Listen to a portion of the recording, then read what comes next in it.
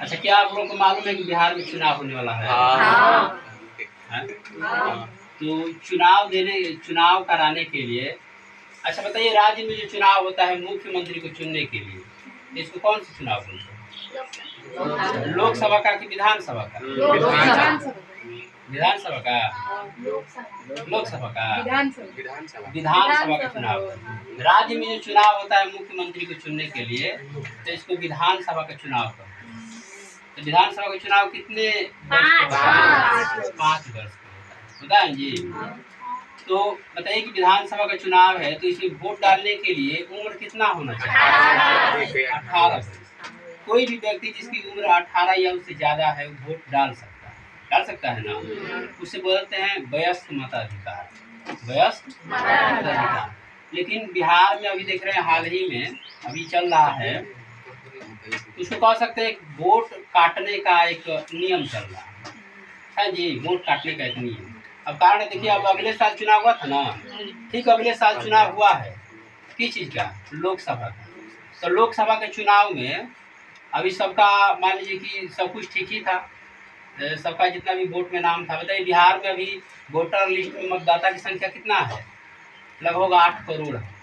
8 करोड़ से ज़्यादा ही है, लगभग 8 करोड़। ठीक है जी।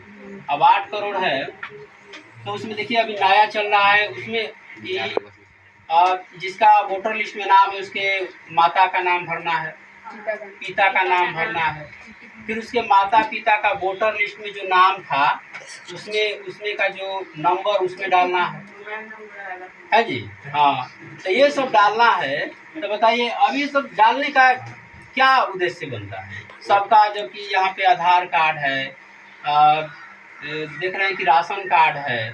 तो ये तो हमको लग रहा है कि वोट काटने का एक तरीका है। वोट काटने का क्या है? तरीका है। वर्तमान सरकार जो है, अब देखिए हमारे देश में एक चुनाव आयोग है, उसकी हेड कौन है मालूम है? ज्ञानेश कुमार। तो हालांकि वो स्वतंत्र रूप से लगता है कि काम करते होंगे, नहीं, उस पर पूरा का पूरा सरकार का कंट्रोल है। पूरा का पूरा उस पर किसी का कंट्रोल है? सरकार का कंट्रोल है। ठीक है जी। तो अब बताइए, मान लीजिए कि ऐसे व्यक्ति जिसका कोई मान लीजिए आदिवासी है, तो बताइए उसके पास में उसके माता पिता कहाँ है?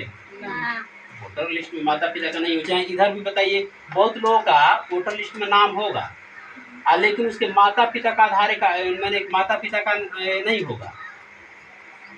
वोटर लिस्ट में नाम उसका माता पिता का नहीं होगा, तो कैसे भरेगा?